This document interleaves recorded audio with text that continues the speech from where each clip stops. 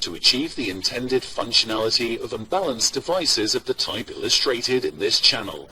The resultant of forces acting on the interconnection during the rebound phase to start a rotating cycle must be null, and the centers of mass of the bodies will start rotating in circular paths around the interconnection, at the same time manifesting the tendency to move in the straight line tangent.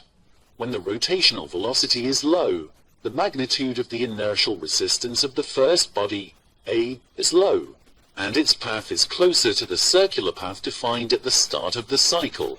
As the velocity increases, the inertial resistance of the body, A, increases, and its path approaches the straight path defined at the start of the cycle. At a sufficient high speed, the path followed by the body, A, is close enough to the straight path defined at the start, and no further acceleration can be achieved. This is the rotational velocity corresponding to the limit of acceleration of the system. Despite having been designed to operate at high rotational frequencies, the force produced is pulsating.